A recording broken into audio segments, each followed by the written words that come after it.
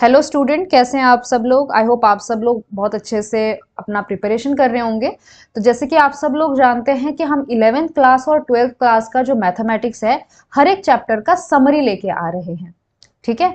और ये वीडियोस उनके लिए मोस्टली बनाए जा रहे हैं जो पीजीटी की प्रिपरेशन कर रहे हैं, पीजीटी मैथ्स की। तो चाहे वो केवीएस एनवीएस के लिए कर रहे हो या फिर उत्तराखंड के लिए कर रहे हो या फिर किसी भी पीजीटी मैथ्स की प्रिपरेशन कर रहे हो जहाँ पे आपका 11th 12th तो ऑब्वियसली पूछा जाता है। ठीक है। तो दो चैप्टर हमने ऑलरेडी कवर कर लिए हैं। एक है आपका 11th क्लास की प्रोबेबिलिटी, फिर हमने 12th क्लास की प्रोबेबिलिटी देखी, और आज की वीडियो में हम कोनिक सेक्शंस देखने वाले हैं। क्लियर है ये बात? तो चलिए शुरू करते हैं। तो अगर इसमें इस वाले वीडियो में अगर थियरी बहुत लंबी जाएगी तो मैं नेक्स्ट इसके दो पार्ट्स बनाऊंगी, उसमें हम क्वेश्चन सॉल्व करेंगे। अगर ये शॉर्ट जाएगा तो हम दोनों पोर्शन इसी में कवर कर लेंगे। ठीक है। तो चलिए सबसे पहले बात करते हैं सेक्शंस ऑफ कोन की। ठीक है। तो कोनिक सेक्शंस का मतलब है कि जब भी हमारे पास कोई कोन होता है, ठीक है, इसे हम कहते हैं डबल नैप कोन। तो इस डबल नैप कोन को जब हम किसी प्लेन से काटते हैं तो अलग अलग सेक्शंस निकल के आते हैं, और उन्हीं अलग अलग सेक्शंस को हमने नाम दिया है और वो आपके कोनिक सेक्शंस के अंदर डिस्कस होता है। ठीक है। तो सबसे पहले बेसिक सी चीजें बात कर लेते हैं, जैसे कि यहाँ पे एक लाइन है जिसको हम एल से डिनोट कर रहे हैं। ठीक है। और ये लाइन एल है जिसके अराउंड जो है आपका ये एम वाली लाइन क्या होती है, रोटेट करती है। ठीक है। तो जब ये रोटेट करेगी तो नीचे से भी करेगी और ऊपर से भी करेगी, राइट। और एक फिक्स्ड एंगल हमने ले रखा है जिसे हम अल्फा कह रहे हैं। ओके। और ये जो एम है ये एल को इस वी जिसे हम वर्टेक्स कहते हैं यहां पे कट करता है। तो जब ये रोटेट करेगा, ओके ना, जब वो इस तरह से रोटेट करेगा तो क्या बनाएगा, एक अपर सेक्शन बनाएगा जो कि कोन की तरह दिखेगा आपको। ठीक है। उसी तरह से ये नीचे वाली जो लाइन है ये लोअर वाला पोर्शन बनाएगी जो भी एक कोन की तरह होता है। अब क्योंकि ये एक लाइन है और लाइन इंफिनिटी तक जाती है, इसीलिए ये जो कोन बनेगा ये भी इंफिनाइटली दूरी तक जाएगा, और ये भी जो है ये भी इंफिनिटी तक एक्सटेंड होगा। क्लियर है ये बात? तो ये दो कोन इस तरह से बनेंगे। अब जो ये कोन है अपर वाला उसे हम कहते हैं अपर नैप, अपर नैपे। ठीक है। और जो नीचे वाला कोन होता है इसे हम कहते हैं लोअर नैपे। ठीक है। जहां पर इनका इंटरसेक्शन का पॉइंट है उसे हम वर्टेक्स कहते हैं वी। ठीक। इस लाइन एम को हम जनरेटर कहते हैं, एल को हम एक्सिस कहते हैं जिसके अराउंड ये कोन बना हुआ है। इतनी बात क्लियर है?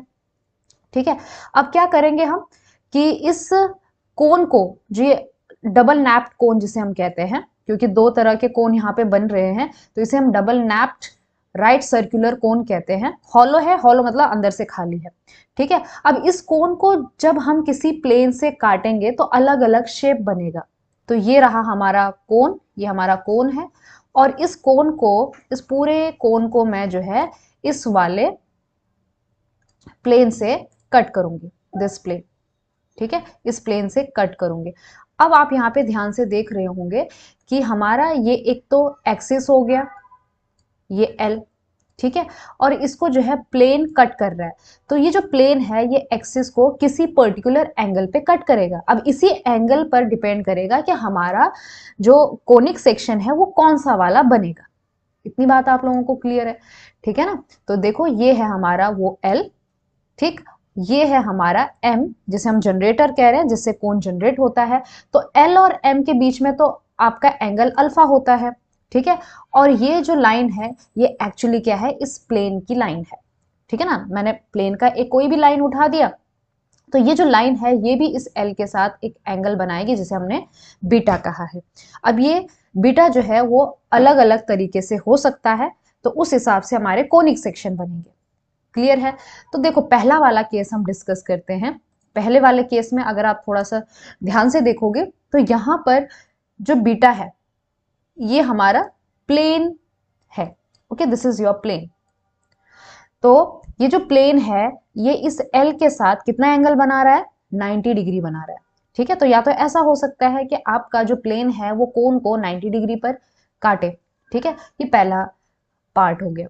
दूसरा टाइप ये हो सकता है कि थोड़ा सा हमने क्या कर दिया, 90 डिग्री से इसको छोटा कर दिया, तो ये बीटा है। ठीक है। लेकिन इस केस में आपको पता क्या है कि जो बीटा है ये 90 डिग्री से छोटा है, लेकिन यहाँ पर जो बीटा है ये अभी भी अल्फा से बड़ा है। यहाँ से आपको एक चीज क्लियरली समझ में आ रही होगी कि आपका जो अल्फा है ना वो 90 डिग्री से कम है।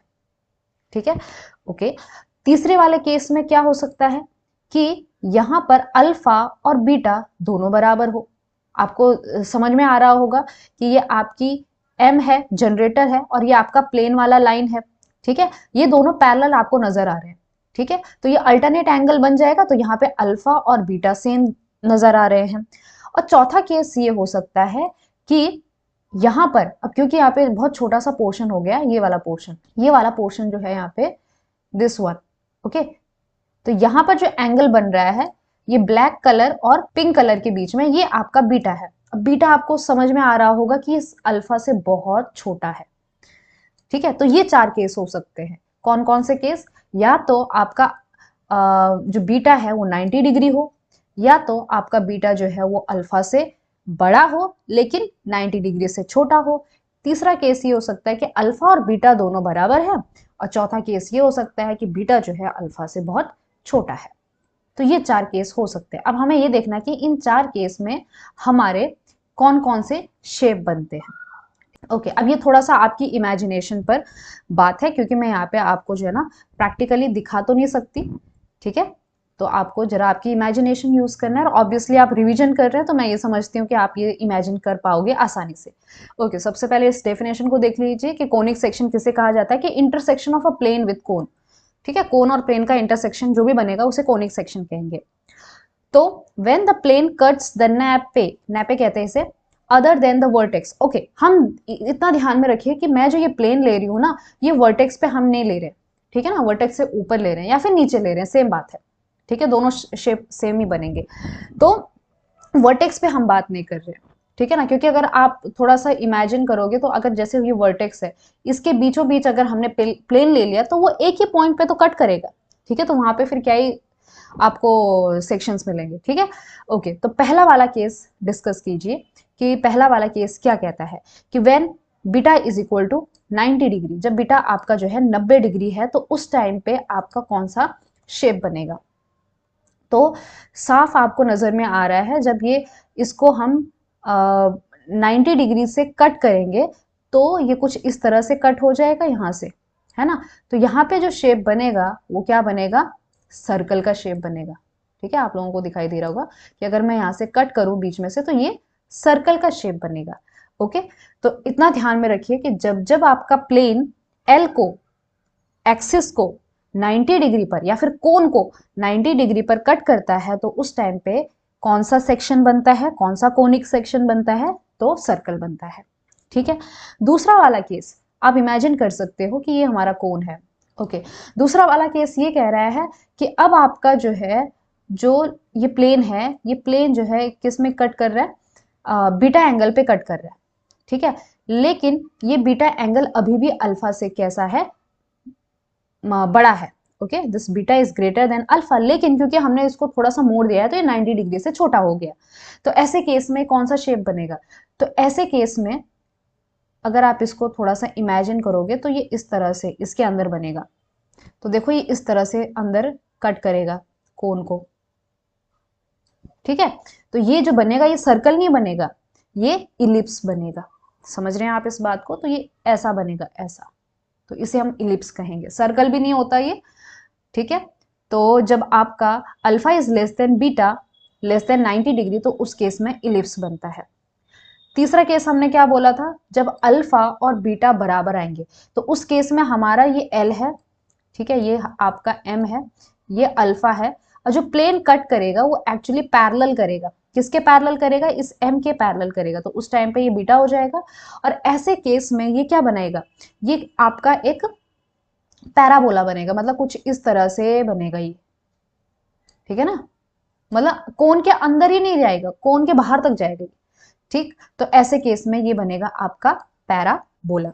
और फिर चौथा केस है आपका विच इज हाइपरबोला। फिर आपका आता है चौथा केस। तो चौथे केस में क्या है कि अब बीटा हो जाएगा, क्योंकि आपने इसको इतना मोड़ दिया, ये चौथे वाले केस में कि इतना मोड़ दिया कि अब ये जो है अल्फा से छोटा हो गया है।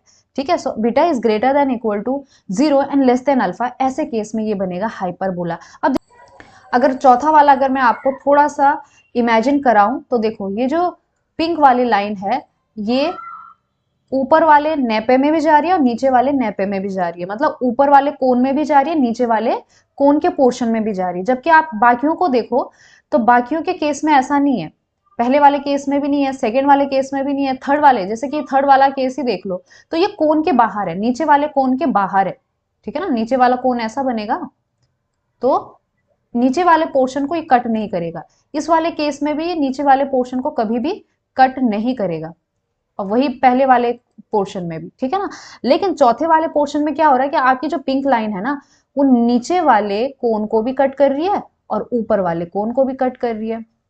ठीक है, ऊपर वाले कोन को भी कट कर रही है। इसका मतलब ये है कि ये बनेगा आपका हाइपरबोला। तो हाइपरबोला में दो पोर्शन होते हैं, दो पोर्शन होते हैं, जैसे पैराबोला होता है ना, तो हाइपरबोला में क्या हो जाएगा आपका, कुछ इस तरह से जाएगा, इस तरह से और इस तरह से, ये शेप आपकी हाइपरबोला में आ जाएगी। ठीक, अब हम क्या करेंगे, अब एक एक कोनिक सेक्शन को अच्छे से देखेंगे कि उनका इक्वेशन क्या होता है, उनका फोकस पॉइंट क्या होगा, ये सारी चीजें। ठीक है, तो सबसे पहले हम सर्कल के बारे में बात करते हैं, और सर्कल जो है काफी आसान कोनिक सेक्शन है। तो सर्कल का मतलब क्या है कि set of all points in a plane which are at a fixed distance from a fixed point in the plane. कहने का मतलब ये है कि यहाँ पे हमने कोई एक फिक्स्ड पॉइंट ले लिया। अब सर्कल क्या है कि इस फिक्स्ड पॉइंट से फिक्स्ड डिस्टेंस के पॉइंट्स, मतलब क्या कि मैंने एक फिक्स्ड डिस्टेंस तय कर लिया, इसको हम कहते हैं आर, और जितने भी पॉइंट्स आ रहे हैं जिनका डिस्टेंस आर है इस सेंटर से, उन सारे पॉइंट्स का हम कलेक्शन करेंगे। जब इन सारे पॉइंट्स का हम कलेक्शन करेंगे तो जो भी शेप बनेगा उसे सर्कल कहा जाता है। इतनी बात आप लोगों को क्लियर है। अब आपको पता है कि इक्वेशन ऑफ सर्कल क्या होता है। इक्वेशन ऑफ सर्कल होता है x minus h whole square plus y minus k whole square is equal to r square. यहाँ पे आपका जो सेंटर है वो क्या है, h और k सेंटर है और r रेडियस है। इतनी बात क्लियर है आप लोगों को। अब एक और इक्वेशन ऑफ सर्कल होता है ये नीचे वाला। अब ये नीचे वाला आप लोगों ने याद रखना है क्योंकि ये हमारे क्वेश्चन सॉल्व करने में मदद देता है काफी। ओके, तो क्या है, x square plus y square plus 2gx plus 2fy plus c is equal to 0। चाहो तो आप इसको ओपन करके एक बार देख सकते हो। ठीक है ना, चलो कर ही लेते हैं इसको। जैसे ये एक्स स्क्वायर हो गया minus 2hx plus h square plus y वाला देखो y square minus 2yk plus k square, इस आर स्क्वायर को यहां ले आती हूँ तो minus r square is equal to 0। अब इसमें से देखो क्या क्या चीजें आप नोट करोगे, ये एक्स स्क्वायर हो गया, यहाँ पे एक्स स्क्वायर हो गया, ये वाई स्क्वायर हो गया, यहाँ पे वाई स्क्वायर हो गया। अब देखो ये माइनस 2hx है, तो एक काम करती हूँ मैं इसी चीज को देखो ऐसे लिख सकती हूँ, 2 माइनस एच एक्स लिखा जा सकता है और आगे प्लस साइन कर दो, तो इस माइनस एच को ही आप g कह लो, तो ये बन जाएगा आपका 2gx। ठीक है, और वैसे ही इसी तरह से 2yk को आप 2fy लिख सकते हो, और जो ये बाकी पोर्शन बचा हुआ है इसका कौन सा, एच स्क्वायर और के स्क्वायर माइनस आर स्क्वायर, इसको c कर दो। ठीक है, इज इक्वल टू 0। तो यही इक्वेशन आपकी बन जाएगी। अब आप कहोगे कि इसका क्यों ऐसा किया हमने, तो ये हमारे क्वेश्चंस को सॉल्व करने में मदद करेगा। जब भी हमारे पास कोई कंडीशन दी रहेगी, अगर आप इस वाले को लोगे तो यहाँ पे बहुत सारे वेरिएबल हो जाएंगे, h हो जाएगा, k हो जाएगा, r हो जाएगा, h हो जाएगा और k हो जाएगा, इस तरह से है ना, बहुत सारे वेरिएबल हो जाएंगे। तो यहाँ पे क्या है कि हमारे पास g f c ये 3 वेरिएबल आ जाएंगे। ठीक है, और यहाँ पे थोड़ा सा कॉम्प्लिकेटेड हो जाता है क्योंकि यहाँ पे एच स्क्वायर के स्क्वायर आर स्क्वायर भी चीजें आ जाती हैं और उनको हम सेपरेटली सॉल्व करने की कोशिश करते हैं। ठीक है, तो कुछ नहीं, बस इसको आप याद रखिए, निकाल भी सकते हैं। तो यहाँ पे आप साफ साफ देख रहे हो कि इसका सेंटर कितना है, माइनस जी माइनस एफ। इतनी बात आप लोगों को क्लियर है। फिर है equation of circle passing through origin. साफ सी बात है कि एच और के की जगह 0 रख दो तो कितना आ जाएगा, x square plus y square 2gx plus 2fy is equal to 0। Clear है ये बातें, ओके। फिर है आपका parametric equation of circle. Parametric equation of circle मतलब क्या कि आर और थीटा के फॉर्म में। तो ये लोग भी आप, ये चीजें भी आप जानते ही हैं कि पैरामेट्रिक इक्वेशन ऑफ सर्कल क्या होता है। तो इसमें जो है हमारा x square plus y square is equal to r square, ये तो हमारा नॉर्मल कार्टेशियन फॉर्म में है। ठीक है, अब क्या करना है, एक्स को जो है आर कॉस थीटा और वाई की जगह आर साइन थीटा रख देना है। ठीक है, ओके, तो ये आपकी पैरामेट्रिक इक्वेशन ऑफ सर्कल आ जाएगी। क्लियर है, हमें बस ये याद रखना है कि x is equal to r cos theta, y is equal to r sine theta. फिर जो जो यूज होगा, कहीं पे थीटा दे रखा होगा, रेडियस दे रखा होगा, आपको इक्वेशन पूछेंगे। क्लियर है, ओके। अब वहीं पर अगर आपका सेंटर h और k दे रखा है, ये तो 0 से जा रही है, इसका सेंटर ओरिजिन है, इसका सेंटर h कॉमा k है। ठीक है, तो ये इक्वेशन ऑफ सर्कल हो जाएगी। और यहाँ पे आपका ये ध्यान में रखेंगे कि x minus h is equal to r cos theta और y minus k is equal to r sine theta. इतनी चीजें क्लियर है आप लोगों को। ठीक है, चलो, ये तो था आपका सर्कल, जो कि बहुत ही आसान था। नेक्स्ट हम बात करेंगे पैराबोला। अब पैराबोला क्या होता है? अब पैराबोला की जो डेफिनेशन है, इसको भी आपने बड़े ध्यान से सुननी है, क्योंकि क्वेश्चन में कभी कभी इसकी डेफिनेशन लिखेंगे और हम कहेंगे कि ये कौन सा शेप है। ठीक है, शेप का नाम नहीं देंगे, जैसे डेफिनेशन में ये स्टेटमेंट ही दे दी और हमें पता ही नहीं चल रहा कि ये किस शेप की बात कर रहा है, इसीलिए डेफिनेशन जानना भी इंपॉर्टेंट है। ओके, तो चलिए, पैराबोला क्या चीज होती है, तो ध्यान से देखिए। Set of points whose distance from a fixed point f in the plane are equal to their distances from a fixed line l in the plane। अब देखो ध्यान से इस बात को समझो, ये कह रहा है कि एक फिक्स्ड पॉइंट f है, ठीक है, और एक लाइन l है। दो चीजें फिक्स कर ली इन लोगों ने, कौन सी? एक तो फिक्स्ड पॉइंट f को फिक्स कर दिया इसको, और दूसरी किसको कर दिया? फिक्स्ड लाइन l को फिक्स कर दिया। अब ये कह रहा है कि ऐसे पॉइंट्स का कलेक्शन जो जिनका डिस्टेंस इक्वल है, मतलब यहाँ पे एक पॉइंट हो गया, मैंने एक पॉइंट मार्क कर दिया जिसका ये वाला डिस्टेंस और ये वाला डिस्टेंस इक्वल है, तो ये वाला पॉइंट। ठीक है, उसी तरह से एक इस लाइन से मैं एक डिस्टेंस लेती हूँ और एफ से भी एक डिस्टेंस लेती हूँ, तो जहां पे ये इक्वल होंगे जिस पॉइंट पर, वो वाला पॉइंट मैंने यहाँ पे मार्क कर दिया। उसी तरह से कोई एक ऐसा डिस्टेंस है जो एफ से और इस लाइन से कितना है? बराबर है, तो ये वाले पॉइंट को हमने नोट कर दिया। तो ऐसे सारे पॉइंट्स जिनका डिस्टेंस इस लाइन के साथ और इस एफ के साथ बराबर है, इन सारे पॉइंट्स का अगर हम कलेक्शन करेंगे तो वो पैराबोला शेप देंगे। ओके, अब पैराबोला आप जानते ही हैं कि कैसे बनता है, कैसे कोनिक सेक्शन से बनता है। तो यहाँ पे जो आपकी लाइन एल होती है, इसे हम डायरेक्ट्रिक्स कहते हैं। ठीक है, इस लाइन एल को डायरेक्ट्रिक्स कहते हैं। और ध्यान में ये रखना है कि यहां से लेकर यहां तक का डिस्टेंस, इस पॉइंट का डिस्टेंस और इस पॉइंट से लेकर एफ का डिस्टेंस हमेशा इक्वल होता है। तो चलिए अब डिस्कस करते हैं some standard equations of parabola. Okay, सबसे पहले हम ये नंबर 1 वाले को डिस्कस करते हैं कि ये क्या चीज है। ओके, तो ध्यान से देखेंगे कि हमने जो है क्या क्या चीजें ड्रॉ कर रखी हैं। तो सबसे पहले तो ये एक लाइन ड्रॉ कर रखी है जो कि आपकी क्या है? वाई एक्सिस है। इतनी बात क्लियर है। फिर आपकी जो है ये है आपकी एक्स एक्सिस। ठीक है ना, तो ये वाई एक्सिस होगी, एक्स एक्सिस होगी। अब मैंने जो वर्टेक्स लिया है इसे कहते हैं वर्टेक्स, ये आपका वर्टेक्स है। तो ये वर्टेक्स जो है ना ओरिजिन पर है, तो यहाँ पे हमेशा ध्यान में रखेंगे मैं उन पैराबोला की बात कर रही हूँ जहां पे वर्टेक्स आपका ओरिजिन पर है, उनकी इक्वेशन है ये। ठीक है, तो यहाँ पे वर्टेक्स आपका है ओरिजिन पर, तो यहां से हम पैराबोला को ड्रॉ कर रहे हैं। ठीक है, अब आप ऊपर हमने समझ लिया था कि ये जो लाइन है ये वाली, इसे हम कहते हैं डायरेक्ट्रिक्स। ओके, और यहाँ पे जो ये पॉइंट होगा ये आपका फोकस पॉइंट होगा, दिस इज योर फोकस। अब आपको पता है कि इस लाइन से और इस फोकस पॉइंट से जो भी यहाँ पे जो पॉइंट है, इनके बीच का जो डिस्टेंस रहता है वो इक्वल रहता है। ठीक है, अब इस पैराबोला की इक्वेशन क्या होती है? तो इस पैराबोला की इक्वेशन होती है y square is equal to 4ax। ध्यान में रखिए कि जब भी y स्क्वायर आए तो ये समझ लीजिए कि ये x एक्सिस के अलोंग ड्रॉ की जा रही है। ठीक है, तो ये इसे हम कहते हैं कि सिमेट्रिक अबाउट x एक्सिस। तो देखो ऊपर और नीचे सिमेट्रिक है ना, सेम सेम है, तो this is symmetric about x axis. तो y square is equal to 4ax। यहां पर भी ये सिमेट्रिक अबाउट x एक्सिस है, यहाँ पे देखो ऊपर और नीचे ये भी है सिमेट्रिक अबाउट x एक्सिस, लेकिन ये negative side of x axis में है, तो दिस इज -4ax। इतनी बात आप लोगों को समझ में आ गई। ठीक है। और यहाँ पे ये हो जाएगा आपका फोकस, ये हो जाएगी आपकी directrix, this is your directrix. ठीक, अब हम देखेंगे कि फोकस क्या होगा, क्या होगा फोकस का पॉइंट। ठीक, तो फोकस पॉइंट मान लेते हैं कि यहाँ ओरिजिन से लेकर इस फोकस के बीच का जो डिस्टेंस है वो है a। ठीक है, तो ऑब्वियसली यहां से लेकर यहां तक का जो डिस्टेंस होगा वो भी a ही होगा। मैं डिस्टेंस की बात कर रही हूँ, ठीक है ना, क्योंकि थोड़ा सा अगर आप दिमाग लगाएंगे तो ये वाला डिस्टेंस और ये वाला डिस्टेंस तो हमेशा सेम रहेगा। क्यों सेम रहेगा? क्योंकि आपकी पैराबोला की डेफिनेशन कहती है। ठीक है, तो फोकस कितना हो गया यहाँ पे a, 0 फोकस हो गया। ठीक है, और इस इक्वेशन, इस डायरेक्ट्रिक्स की इक्वेशन कितनी हो जाएगी? तो this will be x is equal to -a। इतनी बात क्लियर है आप लोगों को?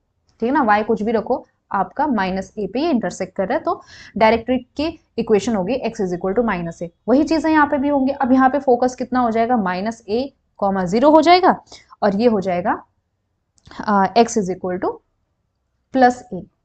दिस इज योर डायरेक्ट्रिक्स की इक्वेशन। इतनी बात क्लियर है? यहाँ पे भी ये ओरिजिन पर है। उसी तरह से अगर हम बाकी दो फिगर की बात करें तो इसमें भी क्या हो जाएगा? देखो, अब ये जो है ना y एक्सिस के अलोंग कैसी है? सिमेट्रिक है। तो इस पैराबोला का जो इक्वेशन होगा वो कितना होगा? y स्क्वायर, सॉरी इसका कितना हो जाएगा? x square. तो x square is equal to 4ay हो जाएगा, क्योंकि ये पॉजिटिव y की तरफ है, और यहाँ पे कितना हो जाएगा? x square is equal to -4ay हो जाएगा। ये इसका फोकस पॉइंट है। अब आप ही देख लीजिए कि इसका फोकस पॉइंट कितना होगा। तो मान लेते हैं ये जो डिस्टेंस है ये a है। हमेशा ध्यान में रखिए, मैं a जब भी डिनोट करूंगी पैराबोला में तो वो जो है वो फोकस को ही डिनोट करेगा। ठीक है ना, तो ये कितना हो जाएगा? क्योंकि पॉजिटिव में है तो 0, a हो जाएगा। क्लियर है? और ये कितनी हो जाएगी? क्योंकि ये निगेटिव में है तो y is equal to -a, ये इसकी क्या हो जाएगी? डायरेक्ट्रिक्स हो जाएगी। ठीक है, वैसे यहाँ पर अब ये निगेटिव में आ गया तो फोकस कितना हो जाएगा? 0, -a इसका फोकस हो जाएगा। ये आपका ओरिजिन पर वर्टेक्स है, ये इसकी डायरेक्ट्रिक्स है। डायरेक्ट्रिक्स कितनी हो जाएगी? तो y is equal to +e। इतनी बात आप लोगों को क्लियर है? ठीक है ना, तो ये हो गए आपके पैराबोला के इक्वेशन। पैराबोला के बारे में थोड़ा सा और जानकारी मैं दूं तो वर्टेक्स इन सब का 0, 0 है। हाँ, एक चीज जो है उसे हम कहते हैं लेंथ ऑफ लेटस रेक्टम। अब ये इंपॉर्टेंट चीज है, यहीं पे मैं डिस्कस करूंगी इन्हीं फिगर के अंदर, अलग से नहीं लिखवाऊंगी मैं। ठीक है, ओके। तो लेंथ ऑफ लेटस रेक्टम क्या होता है, इसको मिटा देते हैं। एक्चुअली आपका जो ये लेंथ है ये इतना और ये इतना, ठीक है ना, ये पूरा जो मैंने रेड लाइन से दिखा रखा है, फोकस से ऊपर की साइड और फोकस से नीचे की साइड, ये जो पूरा होता है यही आपका लेटस रेक्टम होता है। और इसका जो वैल्यू होता है latus rectum, it is nothing but, बहुत सिंपल सा है, ये होता है आपका 4a। ठीक है, अब इसका मैं वैसे कैलकुलेशन नहीं कराऊंगी क्योंकि फिर टाइम लग जाएगा। अभी आप सिर्फ इसको याद रखिए कि लेटस रेक्टम पैराबोला के अंदर कितना होता है? 4 टाइम्स a होता है। ओके, और इस लेटस रेक्टम की अगर मैं इक्वेशन कहूँ तो ये भी तो एक लाइन ही है कि नहीं? तो ये भी एक लाइन है, तो इसका आप साफ देख रहे हैं कि x is equal to a क्या है? इक्वेशन हो जाएगा x is equal to a। जैसे कि इस केस में x is equal to -a, ये इक्वेशन ऑफ लेटस रेक्टम हो जाएगा। ओके, तो लेंथ हो गया लेटस रेक्टम का, इक्वेशन हो गया लेटस रेक्टम का, फोकस भी हमने डिस्कस कर लिया, वर्टेक्स डिस्कस कर लिया, डायरेक्ट्रिक्स। एक्सिस, एक्सिस आप समझ रहे हो कि एक्सिस मतलब किसके अलोंग ये बना रखी है।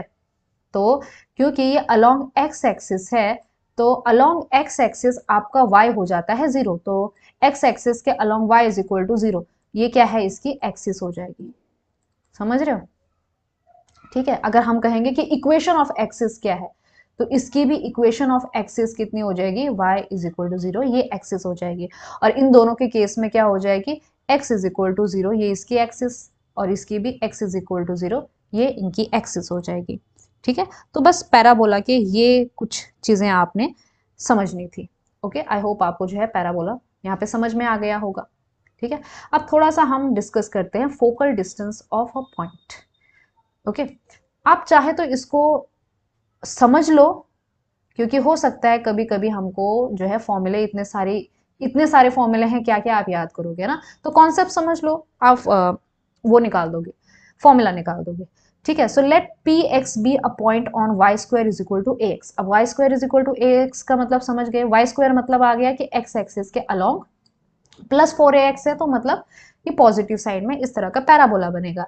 ठीक है, और y और x के फॉर्म में, तो वर्टेक्स यहाँ पे 0 है।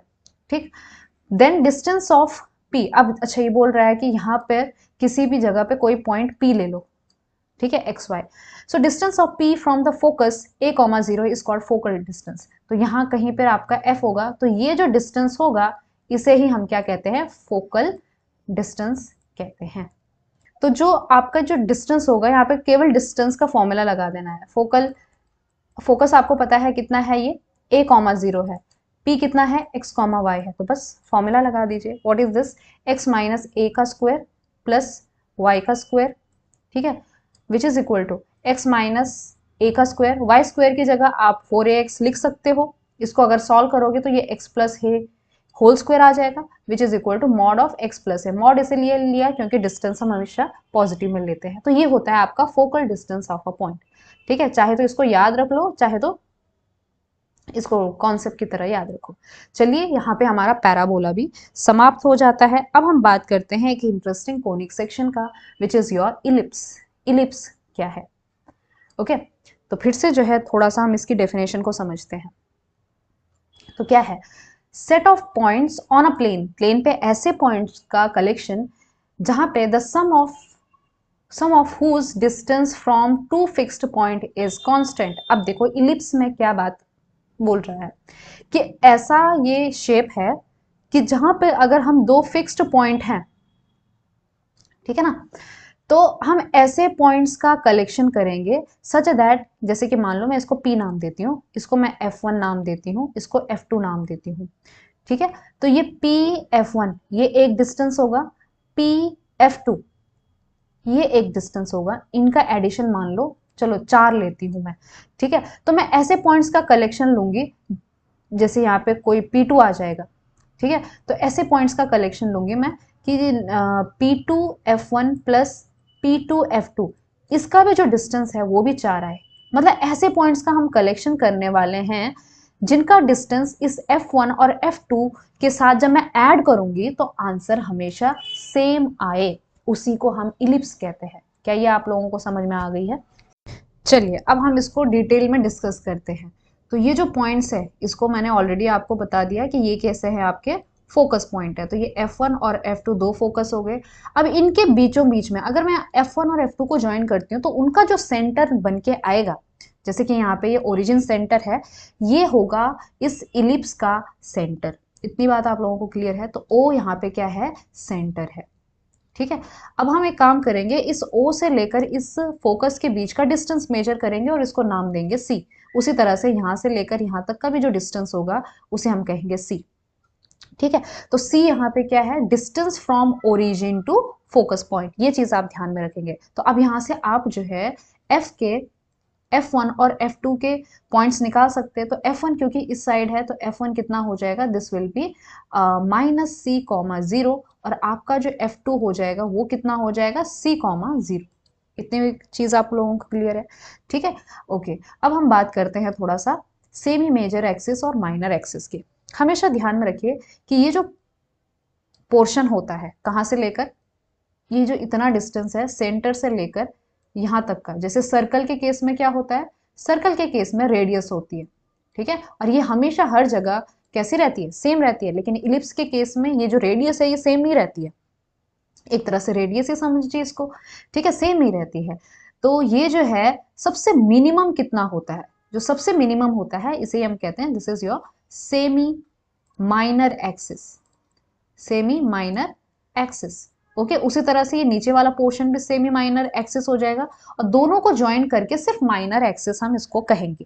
ठीक है, हमेशा ध्यान में रखिए कि जब भी मैं सेमी माइनर एक्सिस कहूंगी तो इसको हमेशा डिनोट किया जाता है बी से। ओके, तो दिस इज ऑलवेज बी, तो this distance is always be. Okay, तो जब मैं माइनर एक्सिस की लेंथ आपसे पूछूंगी, माइनस एक्सिस की लेंथ अगर मैं आपसे पूछूंगी तो हमेशा कितना हो जाएगा, 2b हो जाएगा, है ना, ऊपर का b नीचे का b। इतनी बात आप लोगों को क्लियर है? ठीक है। अब बात करते हैं मेजर एक्सिस की। अब वैसे आप समझ गए होंगे कि मेजर एक्सिस क्या होगा। तो ये वाला जो पोर्शन होगा मैक्सिमम, यहाँ से लेकर यहाँ तक का ये मैक्सिमम डिस्टेंस होगा, राइट। तो ये जो मैक्सिमम डिस्टेंस होता है यही होता है आपका मेजर। तो इसको हम हमेशा ए से डिनोट करते हैं। ओके, इसको हमेशा ए से डिनोट करते हैं। ऐसे this is your semi major axis, semi major axis. और ये पूरा का पूरा ये वाला पोर्शन यहाँ से लेकर यहाँ तक का ये जो पूरा पोर्शन हो जाएगा ये आपका क्या हो जाएगा, मेजर एक्सिस हो जाएगा। इतनी बात आप लोगों को क्लियर है? चलिए, तो यहाँ से आप ये चीज समझ चुके हैं कि आपका मेजर एक्सिस की जो लेंथ होती है ये कितनी होती है, ये होती है आपकी 2a। ये चीज भी आप लोगों को क्लियर हो चुकी है। चलिए, बहुत बढ़िया। ओके, अब इसके वर्टेक्स क्या होते हैं? तो ये जो है ये इसका वर्टेक्स है। हमेशा ध्यान में रखिए कि बीच वाला सेंटर होता है और ये जो एंड पॉइंट्स होते हैं ये इसके वर्टेक्स होते हैं। ठीक है, अब बात करते हैं कि इस इलिप्स की इक्वेशन कैसे लिखी जाएगी। तो इस इलिप्स की इक्वेशन ऐसे लिखेंगे हम। देखो, एक्स स्क्वायर और वाई स्क्वायर तो कहीं नहीं गया। ठीक है, एक्स स्क्वायर के अंदर जैसे कि इसकी जो मेजर एक्सिस है ये किसके अलोंग है, ये एक्स एक्सिस के अलोंग है। तो एक्स स्क्वायर के नीचे आप जो है मेजर एक्सिस वाला ए लिख दीजिए। तो ए स्क्वायर, तो x square upon a square. तो ए कहाँ पे जाएगा, जो एक्सिस मेजर वाली है। ठीक है, और बी वहां पे जाएगा जो एक्सिस माइनर वाली है। तो बी आ जाएगा वाई के नीचे। X square upon a square plus y square upon b square is equal to 1। ये हो जाएगी इस इलिप्स की इक्वेशन। ठीक है, अब एक चीज आपने ध्यान में रखना है कि यहाँ पर ए बी और सी ये तीन आपको नंबर्स दिखाई दे रहे हैं।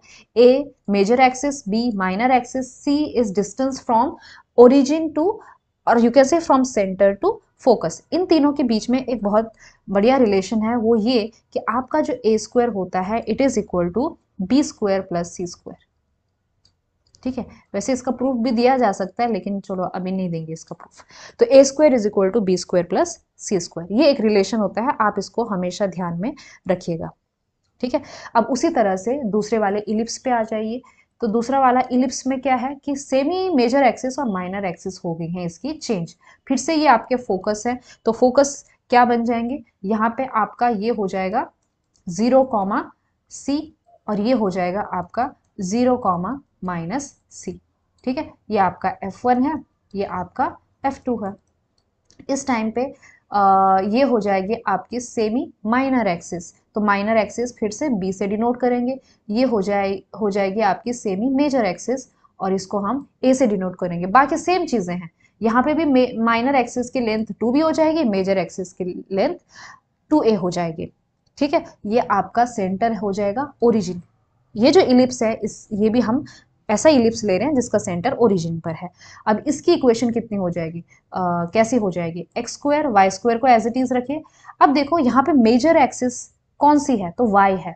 ठीक है, वाई एक्सिस के अलाउंग मेजर आ रहा है, तो यहाँ पे हम ए स्क्वायर लिख देंगे। ठीक है, और एक्स स्क्वायर के नीचे हम बी स्क्वायर लिख देंगे क्योंकि माइनर वाला है, प्लस इज इक्वल टू 1। इतनी चीज आप लोगों को क्लियर है? ठीक है, ओके। फिर हम बात करते हैं, ऑब्वियसली मैंने अभी वर्टेक्स को नहीं लिखा, तो वर्टेक्स का क्या पॉइंट होगा। तो ऑब्वियसली आप समझ रहे होंगे ये 0 से लेकर a है, तो इसका जो वर्टेक्स है वो कितना हो जाएगा, 0, a हो जाएगा। ठीक, और यहाँ पे कितना हो जाएगा, 0, -a। तो ये वर्टेक्स के पॉइंट हो गए। यहाँ पे वर्टेक्स कितना हो जाएगा, इसका वर्टेक्स हो जाएगा दिस इज क्या है ये, सॉरी, हाँ, this is a, 0 and this is your 0, sorry एक मिनट कंफ्यूज हो गई मैं, -a, 0 और a, 0 ये इसके वर्टेक्स हो जाएंगे। क्लियर है आप लोगों को ये बात? ठीक है, अब यहाँ पे एक इंपॉर्टेंट डेफिनेशन आती है जिसे हम कहते हैं इसेंट्रिसिटी। अब ये बहुत ज्यादा इंपॉर्टेंट डेफिनेशन है, यहीं पे लिख देती हूं मैं, दिस इज इसेंट्रिसिटी। अब इसेंट्रिसिटी क्या होती है, तो इसकी डेफिनेशन होती है कि डिस्टेंस ऑफ चलो पहले मैं सी अपॉन ए के फॉर्म में लिखती हूँ कि इसेंट्रिसिटी का फॉर्मूला होता है सी अपॉन ए, इसी को हम ई से डिनोट करते हैं। तो इसेंट्रिसिटी का मतलब ये है कि distance of centre with F1 और F2 यानी कि सी हो जाएगा। ठीक है, कि सेंटर और फोकस के बीच में का क्या डिस्टेंस है, डिवाइड में major axis distance from centre to vertex, vertex के बीच में। देखो वर्टेक्स किसके रिस्पेक्ट में हमको मिल रही है, ध्यान में रखिए कि हमारी जो यहाँ पे वर्टेक्स बन रही है ये मेजर एक्सिस के साथ बन रही है। ठीक है ना, यहाँ भी इसको हम वर्टेक्स नहीं कहेंगे, इसको हम वर्टेक्स नहीं कहेंगे, ध्यान में रखिए आप लोग। Vertex is along major axis. ठीक है, तो ए क्या है, a is distance of centre from the vertex, तो इसे हम कहते हैं इसेंट्रिसिटी। बात समझ में आ गई। कुछ बुक्स में आपको फिर ये भी दिखाई देगा कि यहाँ पे सी नहीं लिखा जाता, यहाँ पे 0, सी की जगह क्या आ जाएगा, ए ई आ जाएगा। तो ये जो है फोकस होता है, सी की जगह माइनस ए आ जाएगा, 0, -AE। तो इसको भी आप याद कर सकते हो। ठीक है, या फिर सी अपॉन ए जो है इसेंट्रिसिटी होती है, तो उसको भी ध्यान में रख सकते हो, सेम बात है। ठीक, चलिए आप एक चीज हमेशा ध्यान में रखेंगे कि यहाँ पे ए जो है वो ग्रेटर देन बी होता है।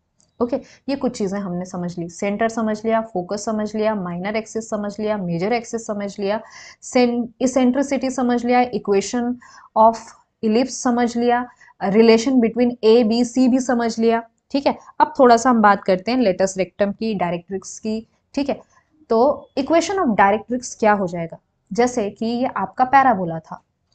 ठीक है, तो ये इसका वर्टेक्स था, तो इसके इक्वल डिस्टेंस पर आपका जो है एक लाइन ड्रॉ करते हैं, जिसे हम क्या कहते हैं, डायरेक्ट्रिक्स कहते हैं।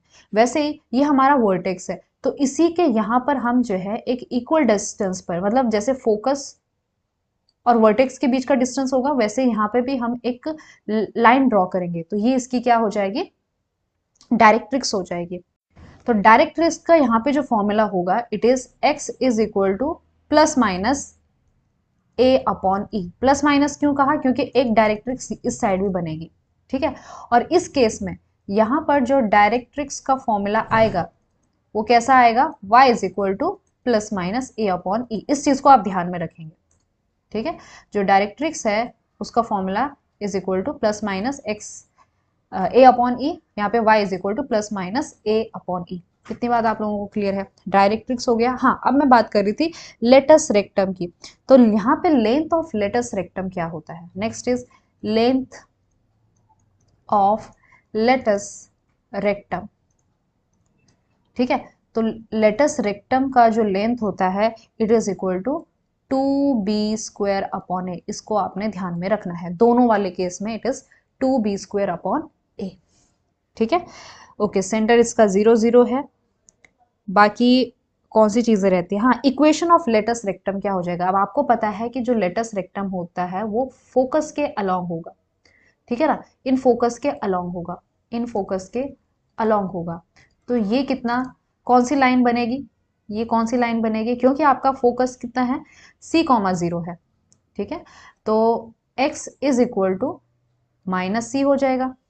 ठीक है, या फिर आप ये कह सकते हो कि c की जगह a ही है, तो माइनस ए हो जाएगा।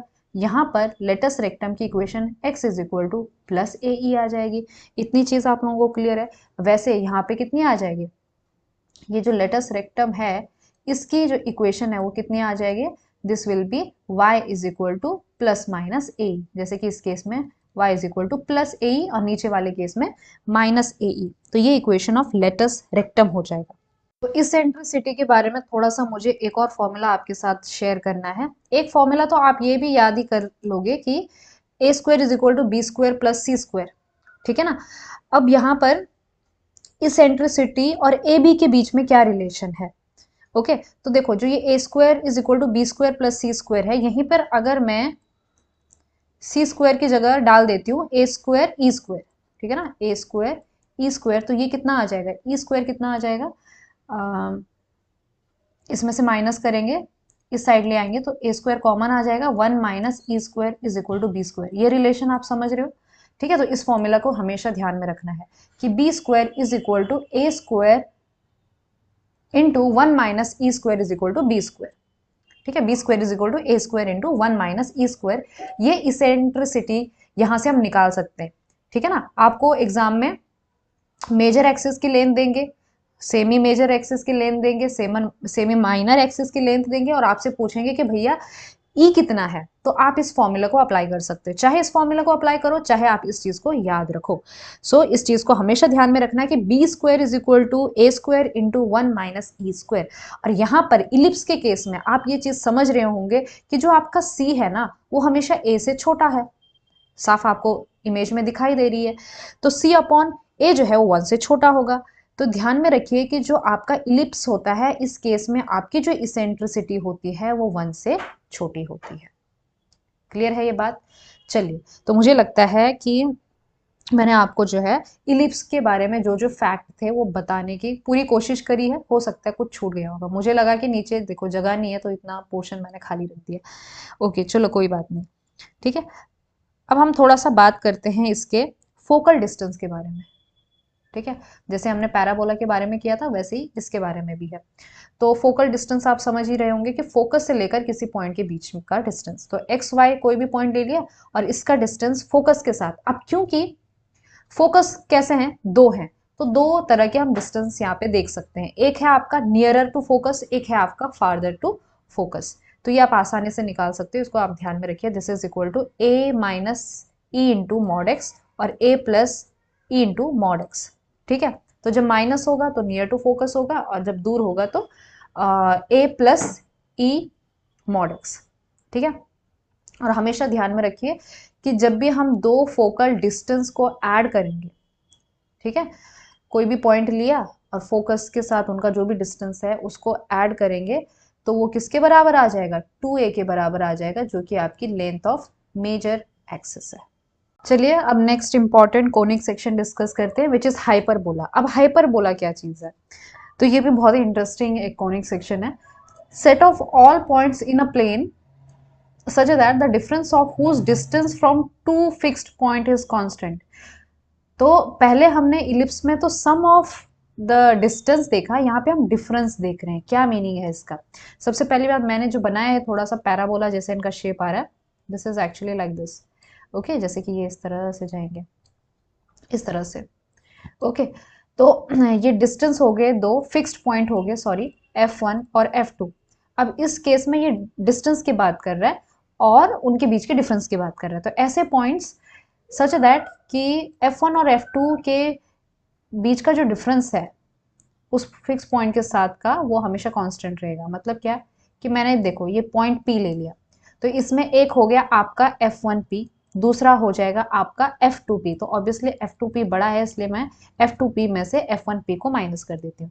तो ये कोई फिक्स्ड इसका डिस्टेंस आएगा। उसी तरह से अगर मैं कोई दूसरा पॉइंट इस पैराबोला पे लूं, जिसे मैं नाम देती हूँ Q, तो QF2 माइनस QF1 लूं मैं अगर, तो ये जो डिफरेंस होगा ना, ये हमेशा इक्वल रहेगा। तो यहाँ पे इस पैराबोला के ऊपर जितने भी ये पॉइंट्स हैं, इन पॉइंट्स का जो डिस्टेंस है F1 और F2 के साथ, उनका अगर डिफरेंस लिया जाए तो वो हमेशा कांस्टेंट होगा, ठीक है।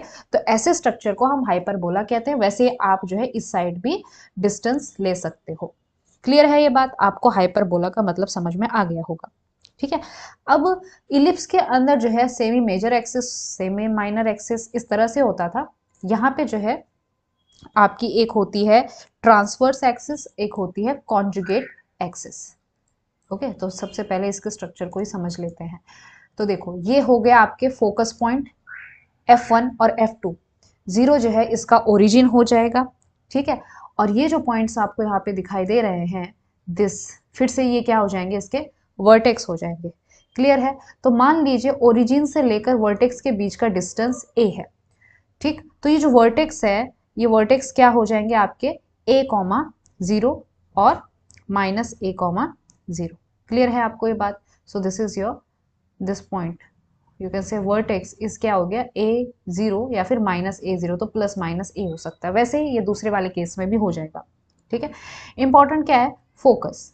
तो फोकस कितना हो जाएगा, तो फिर से वही बात कि मान लेते हैं कि चाहो तो इस केस में भी मान सकते हो कि आपका सेंटर से फोकस के बीच का डिस्टेंस हम फिलहाल c मान लेते हैं। ठीक है, तो फिर से फोकस कितना हो जाएगा, c कॉमा 0 हो जाएगा, यहाँ पे माइनस c कॉमा 0 हो जाएगा। फिर से हम डेफिनेशन लगाएंगे तो c को ए ई में कन्वर्ट कर देंगे। ठीक है, फिलहाल आप इतना ध्यान में रखिए। अब जो है ये जो अलोंग एक्स एक्सिस है, इनकी सिमेट्री है। ठीक है, तो इसी को हम ट्रांसवर्स एक्सिस कह देंगे, यहां से लेकर यहां तक ये जो है। ठीक है, ये आपकी अलोंग एक्स एक्सिस, ये तो हो जाएगी आपकी क्या, transverse axis. Okay, y is equal to 0, ये आपकी क्या कहलाएगी, this is your transverse axis. ठीक है, और ये जो अलोंग जो आपको इस तरह से दिख रहा है, this is your conjugate axis. ठीक है ना, कॉन्जुगेट एक्सिस। तो जिसके अलोंग सिमेट्री दिख रही है वो आपकी ट्रांसवर्स एक्सिस हो जाएगी, और फिर जो बाकी की एक्सिस बचेगी वो आपकी कॉन्जुगेट एक्सिस हो जाएगी। तो कॉन्जुगेट एक्सिस का फॉर्मूला क्या हो जाएगा इस केस में, this is your x is equal to 0। ठीक है, और ये क्या है, y इज इक्वल टू 0। इतनी बात आप लोगों को क्लियर है। ठीक है, अब जो है लेंथ ऑफ ट्रांसवर्स एक्सिस क्या हो जाएगी, तो लेंथ एक्चुअली क्या है, यहां से लेकर यहां तक के बीच का जो डिस्टेंस है इसी को हम कहते हैं ट्रांसवर्स एक्सिस की लेंथ। ठीक है, तो ये कितनी हो जाएगी, length of transverse axis, transverse axis, इसकी जो लेंथ है ये कितनी हो रही है, a प्लस ए 2a हो जाएगी। ठीक है, और फिर आता है आपका length of conjugate axis, length of conjugate axis, ये कितनी हो जाएगी। अब देखो ये कैसे वैसे बनती है, यहाँ पे अगर मैं दो लाइन ड्रॉ करती हूँ जो इन्फिनिटली तक जा रही है, इन्फिनिटी तक जा रही है। ठीक है, यहाँ पे भी मैं दो लाइन ड्रॉ करती हूँ, तो इस तरह से ड्रॉ करेंगे कि ये लाइन और ये पैराबोला कभी भी इंटरसेक्ट नहीं करेंगे। ठीक है ना, क्योंकि थोड़ा सा मैंने पैराबोला बनाया है तो इस तरह से जाता है, ये ऊपर, ये भी इन्फिनिटी तक जाता है, तो मैं एक ऐसी लाइन बनाऊंगी जो इस तरह से जाती हो, लेकिन इस पैराबोला सॉरी इस हाइपरबोला को कट नहीं करेगी। ठीक है, उसी तरह से एक यहाँ से भी बनाऊंगी जो हाइपरबोला को कट नहीं करूंगी। और यहाँ पे ये इतनी वाली पोर्शन तो आपकी ट्रांसवर्स एक्सिस की होगी। अब मैं यहाँ से एक परपेंडिकुलर ड्रॉ करूंगी, तो इस परपेंडिकुलर और इस जो हमने लाइन ड्रॉ करी है जहां पे वो कट करेगा, तो यहाँ पे उसके अलोंग हम y एक्सिस में लेंथ देखेंगे, ये वाली, तो इसी को हम b कहेंगे। ठीक है, तो यहाँ कहीं वो पॉइंट होगा, तो ये वाला जो पोर्शन हो जाएगा वो b हो जाएगा। इतनी बात आप लोगों को क्लियर है। तो ऑब्वियसली वैसे ही नीचे भी हो जाएगा b। ठीक है, तो ये टोटल 2b बन जाएगा, और यही आपकी लेंथ ऑफ कॉन्जुगेट एक्सिस होती है। तो मैंने इसके बारे में बात तो कर ली, लेकिन इसके इक्वेशन के बारे में नहीं लिखा। ओके, तो इसकी इक्वेशन क्या है, इसकी इक्वेशन है जैसे इलिप्स में थी ना, तो एक्स स्क्वायर डिवाइड में ए स्क्वायर, लेकिन यहाँ पे माइनस होता है, वाई स्क्वायर डिवाइड में b square is equal to 1। ठीक है, अब ए बी कैसे डिसाइड किया, तो देखो अलोंग एक्स एक्सिस इसका ट्रांसवर्स एक्सिस आ रहा है। ठीक है, तो एक्स के नीचे मैंने क्या लिख दिया, ए लिख दिया, और अलोंग वाई एक्सिस इसका कॉन्जुगेट एक्सिस आ रहा है, तो y के नीचे मैंने b लिख दिया और बीच में माइनस साइन पुट कर देना है। इतनी बात आप लोगों को क्लियर है।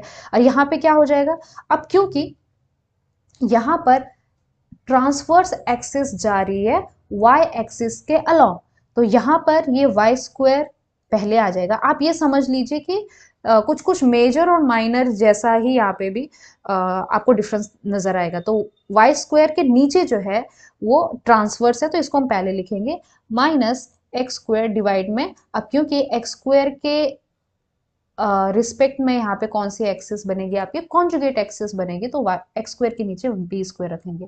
ओके, इज इक्वल टू 1, यहाँ पे भी is equal to 1। I hope आपको जो है याद रखने में दिक्कत नहीं आएगी। ठीक है, बाकी सारी चीजें वही हैं, ये इसका फोकस पॉइंट है F1 और F2, ये इसके वर्टेक्स हैं। ठीक है, और ये इसका सेंटर है। क्लियर है। ठीक है, इक्वेशन हमने लिख दी है।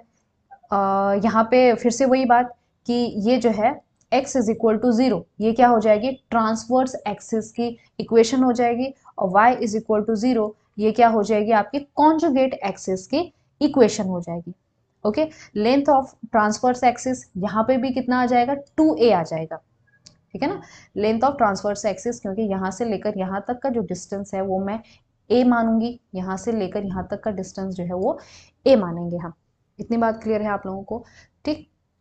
और यहाँ से लेकर यहाँ तक का डिस्टेंस हम b मानेंगे, तो लेंथ ऑफ ट्रांसवर्स एक्सिस दोनों के केस में सेम रहेगा, 2a कॉन्जुगेट 2b। ओके। हाँ, अब बात करते हैं लेटस रेक्टम की। तो लेटस रेक्टम, फिर से वही बात, ये जो लेंथ है, वैसे इसका मैं डिराइव कर सकती हूँ, लेकिन अभी फिलहाल याद रखिए कि जो लेटस रेक्टम है दोनों के केस में, किस केस में, आपका इलिप्स के केस में और हाइपरबोला के केस में वही है, कितना, 2b² है। बस ये याद रखना है कि b वहां पे माइनर एक्सिस था, सेमी माइनर एक्सिस की लेंथ थी, और यहाँ पे b आपका कॉन्जुगेट एक्सिस की लेंथ है। क्लियर है आप लोगों को ये बात? ठीक है, तो ये हो गया आपका लेटस रेक्टम का लेंथ। और लेटस रेक्टम की अगर मैं इक्वेशन की बात करूं तो ये कैसे निकालेंगे, तो चलो उसके लिए हम पहले जो है इसेंट्रिसिटी की बात करते हैं। तो फिर से वही बात सेम है यहाँ पर भी, कि यहाँ पर भी आपकी जो इसेंट्रिसिटी है E इज इक्वल टू वो है आपकी C/A। ठीक है, अब आप यहाँ पे थोड़ा सा ध्यान देंगे ना, तो C यहाँ पे बड़ा है, A यहाँ पे छोटा है। और इलिप्स के केस में क्या हो रहा था, C आपका छोटा हो रहा था और A बड़ा हो रहा था। तो हाइपरबोला के केस में देखिए कि E आपका हमेशा ग्रेटर देन 1 होता है। ठीक है, तो ऊपर हमने क्या फॉर्मूला देखा था इसेंट्रिसिटी का, कि B² is equal to A², और ब्रैकेट के अंदर था 1, ब्रैकेट के अंदर था आपका 1 माइनस E², लेकिन इस केस में आपका हो जाएगा E²-1। ये फर्क है आपका इलिप्स और हाइपरबोला के केस में। ठीक है ना, इलिप्स के केस में आपका क्या हो जाता है, B² is equal to A², और अंदर रहता है 1 माइनस E²। और हाइपरबोला के केस में क्या रहता है, E²-1, क्योंकि हाइपरबोला के केस में आपका E जो है वो ग्रेटर देन 1 हो जाता है।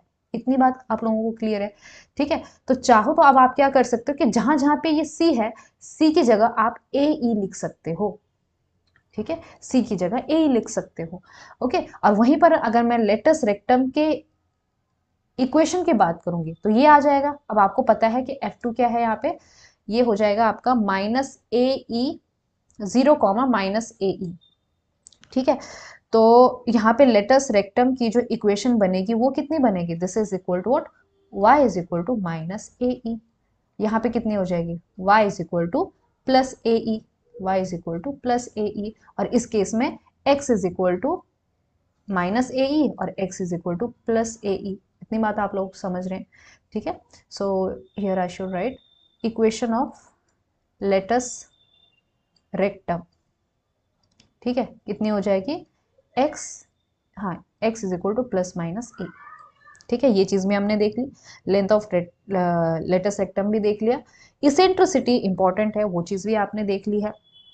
ठीक है, और अब क्या बचता है, फिर से वही focal distance of point from hyperbola. तो जैसे हमने किसके केस में, इलिप्स के केस में देखा था, वैसे ही हम जो है आपके हाइपरबोला के केस में देखेंगे। ना आई थिंक सो मैंने ये लिखा नहीं, चलो हम खुद ही लिख देते हैं इसको।